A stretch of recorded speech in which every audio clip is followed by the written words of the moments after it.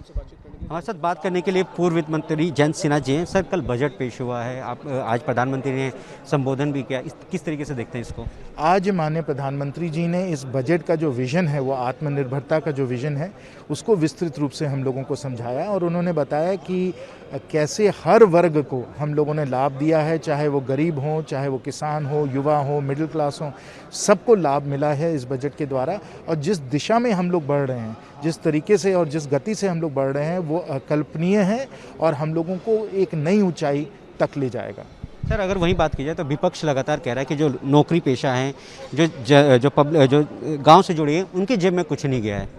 जी, ये तो बिल्कुल गलत बात है, क्योंकि आपको मालूम है कि चाहे वो किसान सम्मान निधि है, जिसके द्वारा हम लोगों ने 68,000 करोड़ हम लोगों ने किसानों को दिया है, चाहे वो मुफ्त अनाज हो, जिसके द्वारा करीब हम लोगों ने 3 लाख करोड़ का मुफ्त अनाज हम लोगों ने पिछले वर्ष हम लोगों ने उसका वितरण किया हो, या जो वैक्सीन के द्वारा, निःशुल्क वैक्सीन के द्वारा सबको हम लोगों ने सुरक्षित रखा है कोविड से। ये सब जो फ़ायदे हैं सीधा जनता को गए हैं, जनता के खाते में गए हैं। और इस तरीके से जो भी हम लोगों को सहारा देना था, सहयोग देना था, हम लोगों ने कोविड के संकट के समय दिया है और बहुत अच्छी तरीके से इस संकट को संभाला है और आपदा को अवसर बना दिया है।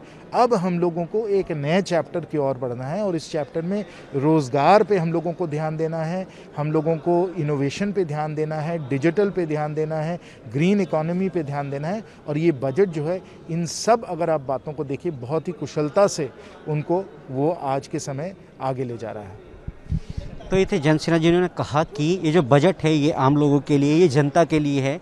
कैमरामैन राम नरेश के साथ Deepak Chaubey, News India, Delhi. Samajwadi Party के लीडर स्वामी प्रसाद मौर्य हमारे साथ हैं। स्वामी जी, बहुत बहुत बधाई आपको नई सीट के लिए। क्यों आपने पड़ोना छोड़ दिया? अब राष्ट्रीय अध्यक्ष जी का ये निर्णय है, उन्होंने फाजिल नगर विधानसभा में प्रत्याशी बनाया है वहाँ की जनता का सेवा करने का, तो अब चल करके मैं फाजिल नगर विधानसभा और फाजिल नगर की जनता का सेवा करूंगा। इसके लिए मैं राष्ट्रीय अध्यक्ष श्री अखिलेश यादव जी को बहुत बधाई देता हूँ। पड़ोना का क्या होगा फिर? पड़ोना में जो भी प्रत्याशी होगा वो स्वामी प्रसाद मौर्य का ही चेहरा माना जाएगा और वहाँ पर मैं भी खूंटा गाड़ करके उसको जिताने का काम करूंगा। ये कह रहे हैं लोग कि आरपीएन सिंह वहाँ से लड़ रहे हैं भाजपा की तरफ से, इस वजह से स्वामी प्रसाद ने अपनी सीट बदल दी। अभी आरपीएन सिंह तो कहीं प्रत्याशी है नहीं और आगे भी नहीं रहेंगे। मैं जानता हूँ इतने डरपोक हैं कि वो प्रत्याशी बन ही नहीं सकते हैं। स्वामी जी, ये भी लोग कह रहे हैं कि केशव प्रसाद मौर्य को आपने घेर लिया है और पल्लवी पटेल को जो उतारा गया है उसमें आपका भी दिमाग था कुछ। अब कुल मिलाकर के भारतीय जनता पार्टी की हर नीति का काट हमारे पास है। स्वाभाविक रूप से भारतीय जनता पार्टी के लोगों को बड़ा घमंड था कि हम ही बहुत बड़े तीरंदाज हैं, लेकिन शायद उनको ये नहीं मालूम कि उनकी हर रणनीति की काट हमारे पास है। एक एक सीट हम जीतने के लिए लड़ रहे हैं। हर प्रत्याशी को उनके हरा के भेजेंगे और साथ ही साथ भारतीय जनता पार्टी को सत्ता से बाहर करने का जो हमने संकल्प लिया है उसको पूरा करेंगे। अखिलेश यादव ये कहते हैं कि डिप्टी सीएम केशव प्रसाद मौर्य की बड़ी उपेक्षा हुई, वो स्टूल डिप्टी सीएम स्टूल पे बिठाया जाता है और वो आपके मित्र रहे, आपके समाज से हैं, तो उनको क्यों फंसा रहे हैं, उनके घर में क्यों घेर रहे हैं? कुछ तो सहानुभूति होनी चाहिए आपको। केशव प्रसाद मौर्य जी अपने महत्व को स्वयं घटा रहे हैं। भाई, एक उप मुख्यमंत्री को स्टूल में बैठने की क्या आवश्यकता है? वो अपने को स्टूल का डिप्टी सीएम स्टूल वाले खुद ही हो गए। जो अपना महत्व नहीं समझ सकता और दूसरा उसका महत्व कैसे समझेगा? इसलिए रही बात, अब हर पार्टियां अपने अपने प्रत्याशी तय करती हैं। अगर समाजवादी पार्टी भी अपनी प्रत्याशी तय कर रही है तो भारतीय जनता पार्टी के पांव क्यों फूल रहे हैं? उनको धैर्य रखना चाहिए और साथ ही साथ भारतीय जनता पार्टी को अपना बुरिया बिस्तर बांध के तैयार बैठना चाहिए। 10 मार्च के बाद इनको बाहर जाना है। धन्यवाद। तो स्वामी प्रसाद मौर्य ये कह रहे हैं कि कुशीनगर में उनकी सीट बदली ज़रूर गई है, फाजिल नगर कर दी गई है, लेकिन पूरे कुशीनगर की सभी सीटों की जिम्मेदारी उनके पास आई। यहाँ तक कि पूरे प्रदेश का भी जिम्मा वो समाजवादी पार्टी के लिए उठाने जा रहे हैं। कैमरा पर्सन राज बिष्ट के साथ Vivek Tiwari, News India, Lucknow. UP विधानसभा चुनाव के नामांकन जारी है। हम यहाँ कलेक्ट्रेट पे मौजूद हैं। यहाँ अनुराग भदौरिया जी आए हैं अपना नामांकन करें, सर नामांकन दाखिल करने आए हैं, क्या कुछ कहेंगे? देखिए, उत्तर प्रदेश के अंदर में इस बार जनता बदलाव चाहती है और उत्तर प्रदेश की जनता को जो दर्द दिया है इस सरकार ने, इस बार उत्तर प्रदेश की जनता उसका बदला लेगी और भारतीय जनता पार्टी को इस बार सत्ता से हटाएगी। क्या मुद्दे को लेकर जनता के बीच में देखिए, महंगाई, बेरोजगारी, महिला अत्याचार और किसानों को जिस तरह से धमकाया गया है, किसानों को जिस तरह से परेशान किया गया है, इस सब मुद्दों को लेकर हम लोग जनता के बीच में हैं और जनता के लिए जनता की सरकार आएगी। बीजेपी का कहना है लखनऊ में 9 विधानसभा सीटें हैं, सारी सीटों पे वो जीत हासिल करेगी, क्या कहेंगे? इस बार भारतीय जनता पार्टी का सफाया होने जा रहा है। भारतीय जनता पार्टी अपनी जमानत भी नहीं बचा पाएगी। तो देखिए, ये अनुराग भदौरिया था जो कि यहाँ नामांकन दाखिल करने आए हैं। इनका साफ तौर से कहना है कि इस बार बीजेपी का पूरी तरह से सफाया होगा। लखनऊ से न्यूज़ इंडिया के लिए अबू तला। हमारे साथ हैं उत्तर प्रदेश सरकार के डिप्टी सीएम केशव मौर्य जी। कल सिराथू से पर्चा भरने जा रहे हैं, भाजपा के प्रत्याशी हैं, कद्दावर नेता हैं।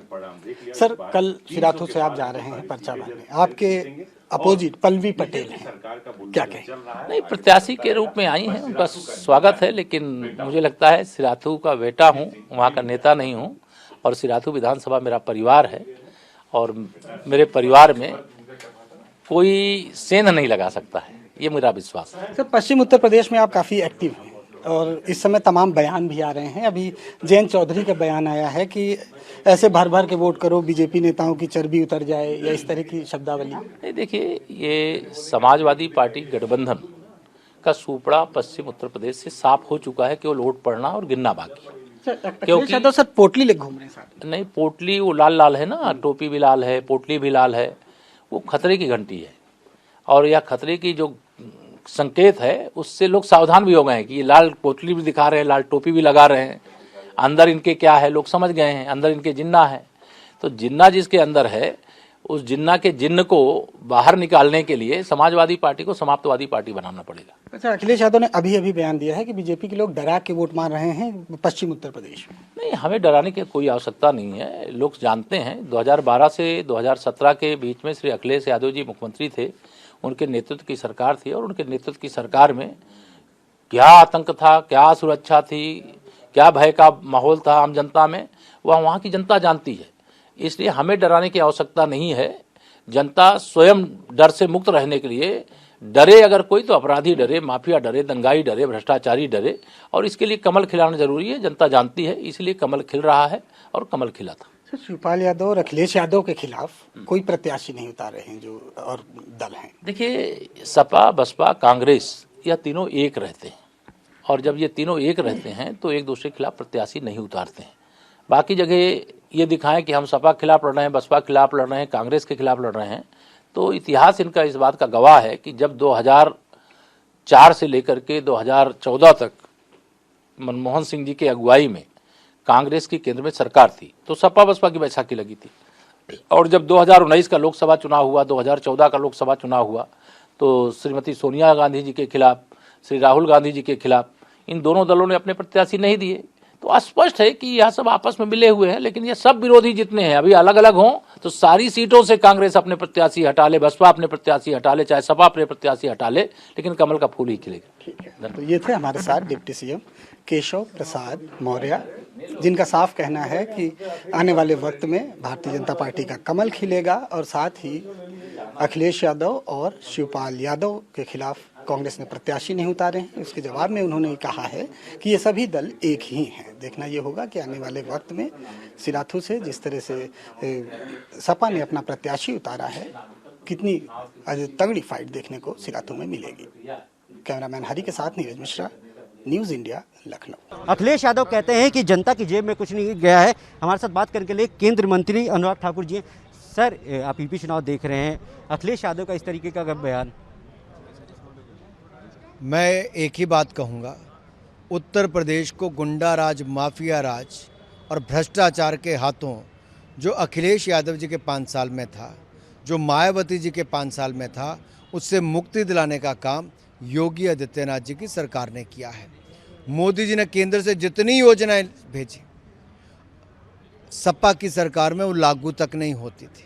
जनता को पक्के मकान नहीं मिल पाते थे। अब तुलना करके देखिए, उससे 50-50 गुना ज़्यादा पक्के मकान बनाकर उत्तर प्रदेश की जनता को 43 लाख पक्के मकान बनाकर योगी आदित्यनाथ जी की सरकार ने 5 साल में दिए हैं। मोदी जी ने देश में 3 करोड़ पक्के मकान गरीब को बनाकर दिए, और 50 लाख 80 लाख पक्के मकान इस साल बनाकर देंगे, 50,000 करोड़ का उसका बजट का प्रावधान किया है और उसका सबसे बड़ा लाभ उत्तर प्रदेश को मिलने वाला, क्योंकि सबसे बड़ा आंकड़ा वहीं पर जाएगा। पर अगर अखिलेश यादव ये भी कहते हैं कि बेरोजगारी जो है बढ़ती जा रही है, हम आएंगे तो रोजगार देंगे। अखिलेश जी की सरकार में 18% बेरोजगारी थी, जिसको कम करके 4.5% योगी जी की सरकार में हुआ। करोड़ों लोगों को रोजगार मिला है और स्वरोजगार के अवसर मिले हैं प्राइवेट और सरकारी क्षेत्र में। ये अपने आप में दिखाता है कि सपा के पास अब कहने के लिए कुछ नहीं है। चेहरा है सपा का तो लूट का, भ्रष्टाचार का। लाल टोपी, लूट लिया यूपी। हमारे साथ बातचीत तो ये थे केंद्रीय मंत्री अनुराग ठाकुर, जिन्होंने कहा कि सपा ने लूट लिया है, हमने विकास करके दिखाया है, हमने गुंडा राज, हमने भ्रष्टाचार को खत्म किया है। कैमरामैन राम नरेश के साथ Deepak Chaubey, News India, Delhi. Students को भड़काने और उन्हें उकसाने के लिए हिंदुस्तानी भाऊ को 2 दिन पहले धारावी पुलिस ने हंगामा करने के लिए गिरफ्तार किया था, जिसके बाद उन्हें कोर्ट में पेश किया गया और कोर्ट ने उन्हें 3 दिन के लिए पुलिस हिरासत में भेज दिया गया था। वहीं इस बात से स्टूडेंट नाराज थे और उन्होंने इस बात के लिए यहाँ पर हंगामा करने की कोशिश की थी, लेकिन धारावी पुलिस ने इसे पूरी तरह से विफल कर दिया है। धारावी पुलिस द्वारा ये लगातार अभिभावकों से अनुरोध किया जा रहा था कि वो बच्चों को जो है इन सभी घटना, जो इस तरीके की चीज़ें होती हैं, उससे दूर रखें और उनके भविष्य के पीछे वो ध्यान दें। अगर वो इन सारी चीज़ों में उलझ जाएंगे तो उनका भविष्य कहीं ना कहीं खराब हो जाएगा। इस बात पर ध्यान देते हुए धारावी पुलिस और मुंबई पुलिस ने ये लगातार जो है एक मैसेज तैयार किया था और ये मैसेज लगातार लोगों के बीच पहुंचा रहे थे कि वो अपने बच्चों को इन सभी चीज़ों से दूर रखें, जिसके बाद से ही आज लगातार सुबह से ही धारावी पुलिस चप्पे चप्पे पर तैनात है कि अगर कोई भी स्टूडेंट आसपास में कहीं भी पुलिस स्टेशन के 100 मीटर के दायरे में भी दिखाई देता है तो उसे पकड़ा जाएगा और उनके ऊपर कड़ी से कड़ी कार्रवाई की जाएगी, क्योंकि वो कहीं ना कहीं अपने भविष्य के साथ खिलवाड़ करते हुए दिखाई दे रहे हैं। वीडियो जर्नलिस्ट अब्बास के साथ प्रेमलता मौर्य, न्यूज़ इंडिया, मुंबई। रानीपुर विधानसभा में लगातार ही भाजपा प्रत्याशी डोर टू डोर जनसंपर्क कर रहे हैं। आप देख सकते हैं किस तरह से जनता का अपार प्यार यहां पर मिल रहा है। हालांकि हमारे साथ तो मौजूद है इस वक्त भारतीय जनता पार्टी के प्रत्याशी आदेश चौहान, जिनसे हम बात करेंगे। जनता का प्यार किस तरह से मिल रहा है इस बार? आप देख रहे होंगे यहाँ पर क्या दृश्य है, मतलब कि बच्चा छोटे छोटे बच्चे भी वो भारतीय जनता पार्टी और नरेंद्र मोदी की जय बोल रहे हैं। तो कुल मिलाकर पूरा वातावरण भाजपा में दिखाई दे रहा है और ये निश्चित रूप से नरेंद्र भाई मोदी जी के नेतृत्व में जो केंद्र सरकार और हमारी प्रदेश की सरकार जिस तरह से काम कर रही है, ये उसका परिणाम है। लोगों की अपेक्षाएं जो सरकारों से थी, हमारी केंद्र सरकार से, हमारी प्रदेश सरकार से, उसको जन अपेक्षाओं को हमारी सरकारों ने पूरा किया है। और बहुत ऐतिहासिक काम जो देश के सामने ऐसे प्रश्न थे जो 500 साल से जिनका समाधान नहीं हो रहा था, उनका समाधान क्या है, मैं समझता हूँ जनता उसको अप्रिशिएट कर रही है। यहाँ से विजय होने के बाद रानीपुर विधानसभा की जनता के लिए कौन सा पहला काम करेंगे आप? पहला तो अपने यहाँ जो काम अभी पाइपलाइन में है, जो काम अभी हमने स्टार्ट किए, ये ऐसे ही हॉस्पिटल है, उसका निर्माण करके जनता को समर्पित करना। मेडिकल कॉलेज जगजीतपुर, उसको भी पूर्ण करके जनता को समर्पित करना। इस पूरे क्षेत्र के अंदर सिविल लाइन की लाइनें डालने का काम, इसके अलावा बड़ी पेयजल योजनाएं उनको कंप्लीट करके जनता को समर्पित करने का काम, मेट्रो ट्रेन से इस पूरे इलाके को जोड़ने का काम हम लोग करेंगे।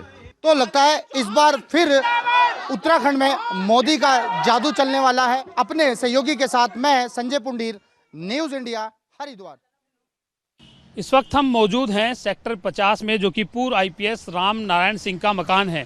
ये आपको दिखाना चाहेंगे कि ये जो आलीशान मकान जो पूर्व IPS है राम नारायण सिंह, उनका मकान है और यहाँ बाकायदा पिछले 3 दिनों से इनकम टैक्स विभाग की जो टीम है वो लगातार छापेमारी कर रही है। और यहाँ आप देख सकते हैं गोदरेज लॉकर्स यहाँ पर लिखा हुआ है, क्योंकि ये जो है लोगों को लॉकर्स प्रोवाइड कराते थे और इनकम टैक्स विभाग की टीम को जो इनपुट मिले थे उसमें जो ब्लैक मनी है उसके यहाँ पर जो है रखे जाने की सूचना थी बाकायदा। और 650 के करीब लॉकर्स हैं और जिनको खोला जा रहा है। हालांकि इनकम टैक्स विभाग की टीम जिनके ये लॉकर्स हैं उनसे संपर्क साध रही है, लेकिन लोग यहाँ आने को तैयार नहीं हैं। हालांकि अभी तक 6 लॉकर्स खोले गए हैं, जिसमें 5.5 करोड़ से ज़्यादा की रकम बरामद की जा चुकी है और तमाम जो लॉकर्स हैं उनको खंगाला जा रहा है। CCTV फुटेज खंगाले जा रहे हैं कि आखिरकार कौन कौन लोग यहाँ पर आते थे, किस तरह के लोगों के जो यहाँ पर जो है पैसे रखे हुए थे। और अभी फ़िलहाल जांच पड़ताल जारी है, लेकिन ये प्राइवेट लॉकर्स प्रोवाइड कराते थे और अपने ही घर के बेसमेंट में इन्होंने बाकायदा लॉकर्स प्रोवाइड कराने के लिए जो है लोगों को सुविधा मुहैया करा रखी थी। लेकिन जो आयकर विभाग की टीम है उसको इनपुट मिल रहे थे कि यहाँ पर जो है ब्लैक मनी होने की आशंका थी, जिसके चलते छापेमारी की जा रही है। फिलहाल 3 दिन बीत चुके हैं लेकिन अभी तक छापेमारी जारी है। 5.5 करोड़ रुपए से ज़्यादा यहाँ पर बरामद हो चुके हैं, कई अहम दस्तावेज बरामद हो चुके हैं। सबसे बड़ा सवाल यह है कि आखिरकार यहाँ पर इतनी बड़ी तादाद में लोगों ने जो ब्लैक मनी रखी थी या जिनके पैसे थे वो आखिरकार यहाँ क्यों नहीं आ रहे हैं। वीडियो जर्नलिस्ट शिव कुमार भारद्वाज के साथ संजीव कुमार, न्यूज़ इंडिया, नोएडा। भारतीय बैडमिंटन स्टार ज्वाला गुट्टा, साइना नेहवाल और पीवी सिंधु ने बैडमिंटन के खेल में अपने कौशल का लोहा पूरी दुनिया में मनवाया है। उन्हीं के नक्शे कदम पर चलते हुए रोहतक की उन्नति हुड्डा मात्र 14 साल की उम्र में अंतर्राष्ट्रीय खिताब जीतने में कामयाब रही है। उनकी कामयाबी के पीछे क्या राज है और उनका क्या लक्ष्य है, ये जानने के लिए आज हम उन्नति के घर पहुंचे हैं। न्यूज़ इंडिया से बात करने के लिए उन्नति आज हमारे साथ है। उन्हीं से जानेंगे कि उन्होंने कहाँ कौन सा टूर्नामेंट जीता है और कितना संघर्ष किया है। उन्नति, न्यूज़ इंडिया के लिए सबसे पहले आपको बहुत बहुत बधाई न्यूज़ इंडिया की तरफ से। Thank you. रिसेंटली मैंने अभी ओडिशा ओपन 2022 जो 25 जनवरी से 30 जनवरी तक हुआ है, मैंने उसमें गोल्ड मेडल हासिल किया है। मेरे को उस टूर्नामेंट में खेल के मैं बहुत प्रसन्न हूँ और मैं बहुत अच्छा खेली। मेरे को वहाँ से अपने सीनियर प्लेयर्स के साथ खेलने का मौका मिला और मेरे को बहुत अच्छा लग रहा है। तो आपने कब से शुरू किया था और बैडमिंटन किसको देख के आपने चुना? जब मैं 7 साल की थी तब से खेल रही हूँ और छोटूराम स्टेडियम रोहतक में ही खेल रही हूँ और प्रवेश कुमार मेरे कोच हैं। अब जो आपने लक्ष्य निर्धारित किया है उसके हिसाब से आप किसको अपना आदर्श मानती हैं और किस तरह की प्रैक्टिस आप कर रही हैं? मेरे को सबसे अच्छा खिलाड़ी बैडमिंटन में पीवी सिंधु लगती है, क्योंकि वो उसकी जो डिटर्मिनेशन है और जो हार्डवर्क है बैडमिंटन के प्रति बहुत अच्छा है। और वो 2 टाइम ओलंपिक मेडलिस्ट भी है, उसने 1 बार सिल्वर मेडल और 1 बार ब्रॉन्ज मेडल भी लिया है। तो हरियाणा में जिस तरह से कुश्ती का काफ़ी प्रचलन है, कबड्डी का है, हॉकी का भी है, बैडमिंटन का कम देखने में मिलता है। हालांकि हरियाणा खेलों का हब माना गया है और उसी के लिए जाना जाता है, क्योंकि जिस तरह से हमारे खिलाड़ी निकल कर आए हैं, ओलंपिक में भी जीते हैं, तो निश्चित तौर पर कहीं न कहीं कोई टारगेट आपने निर्धारित किया होगा। उम्र अभी छोटी है, किस तरह से पड़ाव है और रोहतक में कितना संघर्ष आपने करना पड़ा? फैसिलिटीज़ अब हरियाणा में भी बैडमिंटन को दी जा रही हैं। पहले कम था पर अभी बहुत बच्चे निकल के आ रहे हैं हरियाणा से भी बैडमिंटन में।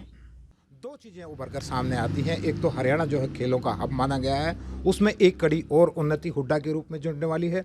दूसरा, बेटियों को कितना आज प्रेफर किया जा रहा है, ये एक ज्वलंत उदाहरण हमें यहाँ इस परिवार में देखने को मिल रहा है। बहरहाल जिस तरह से बुलंदियाँ छू रही है उन्नति, तो निश्चित तौर पर कहीं न कहीं उम्मीद है कि ये आगे चल के अंतर्राष्ट्रीय स्तर पर और ख्याति प्राप्त करेगी। कैमरामैन परविंद्र कौशिक के साथ न्यूज़ इंडिया के लिए रोहतक से मैं देवेंद्र शर्मा। अभिषेक मिश्रा हमारे साथ हैं, लखनऊ की सरोजनी नगर सीट से समाजवादी पार्टी के प्रत्याशी। अभिषेक, आपको बहुत बहुत बधाई, लेकिन इस बार आपकी सीट बदल दी गई है। समाजवादी पार्टी, हम लोग समाजवादी पार्टी के सिपाही हैं। अपने नेता की नीतियों को लेकर के, समाजवाद की विचारधारा को लेकर के। लखनऊ मेरा पुराना क्षेत्र है, आज 10 साल से लखनऊ की सेवा कर रहा हूं। लखनऊ लोकसभा में लड़ने का सौभाग्य मिला। पूरी ताकत से, पूरी शिद्दत से हम लोग लखनऊ सरोजनी नगर विधानसभा लड़ेंगे, जीत करके आएंगे और समाजवादी पार्टी की बहुमत की सरकार बनाएंगे। आपके खिलाफ जो लड़ रहे हैं वो बिल्कुल नए राजनीति में अभी कुछ दिनों पहले ही आए हैं और वो ब्यूरोक्रेट हैं। क्या लग रहा है उनसे मुकाबला कैसा रहने वाला? देखिए, जो लोग न क्षेत्र जानते हैं, न लखनऊ शहर जानते हैं, न राजनीति जानते हैं, लखनऊ पहली बार आए हैं। मैंने सुना पहले सुल्तानपुर टिकट मांग रहे थे, सुल्तानपुर से नहीं मिला तो शायद लखनऊ दे दिया गया, ऐसा मीडिया के साथियों ने बताया। तो मुझे नहीं लगता कि क्षेत्र की जनता में उनके पास इतना भी वक्त होगा कि वो एक एक गांव पहुंच जाए। और 20वें दिन मेरा चैलेंज है कि आप अगर नामों के, गाँव के नाम की लिस्ट का चैलेंज कर लेना तो वो नाम नहीं बता पाएंगे आपको। मुझे नहीं लगता कि उत्तर प्रदेश की जनता में कहीं जाके जीत सकते। वहां से भारतीय जनता पार्टी ने एक मिनिस्टर का टिकट काट दिया है, तो जाहिर बात है कि कुछ सोचा होगा उन्होंने, उनकी स्ट्रेटजी जो भी हो। आप क्या देख रहे हैं? जो मिनिस्टर का टिकट कटा है, बड़ी बात हुई है। मुझे लगता है कि जो चर्चाएं चल रही थी उस कॉन्स्टिट्यूएंसी में भारतीय जनता पार्टी के नेताओं को लेकर के, अब वो उनका व्यक्तिगत मामला है। प्रोफेसर अभिषेक मिश्र ने कभी आज तक एक मर्यादा से नीचे की राजनीति नहीं की, तो मैं उस व्यक्तिगत मामले पे कमेंट नहीं करूंगा। लेकिन पूरे उत्तर प्रदेश ने सुना कि क्या मुद्दे चल रहे थे, उनके में आपस में परिवार में जो चल रहा था। मुझे लगता है कि पूरे क्षेत्र को, पूरी विधानसभा में उन्होंने बिल्कुल वक्त नहीं दिया, ना उनके पास टाइम था क्षेत्र की जनता के लिए। वो आपस की लड़ाई में ही पूरी क्षेत्र की जनता को साइडलाइन कर दिया। पूरी विधानसभा आज इस बात पे चिल्ला रही है, मांग रही है कि हमें बदलाव चाहिए और भारतीय जनता पार्टी की विदाई का वक्त तय है। नामांकन कब करने जा रहा है? नामांकन आज या कल तय कर लेता हूँ। Thank you. एक बार फिर से बहुत बहुत बधाई अभिषेक को। और सरोजनी नगर से समाजवादी पार्टी के प्रत्याशी हैं, समाजवादी पार्टी के ब्राह्मण चेहरे हैं, ब्राह्मणों को प्रदेश भर में एकजुट कर रहे हैं और इस बार पार्टी ने उन्हें लखनऊ की सीट बदल करके सरोजनी नगर से अपना प्रत्याशी बनाया है, जहां से उनके मुकाबले में मंत्री हुआ करती थी, उनका टिकट काटकर बीजेपी ने ईडी के एक अफसर को टिकट दिया है। अभिषेक का उनसे मुकाबला होना है। अभिषेक पहले भी लखनऊ से बहुत कुछ कर चुके हैं, मंत्री रहे हैं, मंत्री रहते हुए अपने क्षेत्र में काम किया। हालांकि 2017 का इलेक्शन नहीं जीत पाए थे, लेकिन फिर भी इन्होंने लखनऊ को अपनी कर्मभूमि बनाए रखा। कैमरा पर्सन राजवीर के साथ मैं विवेक तिवारी, न्यूज़ इंडिया, लखनऊ।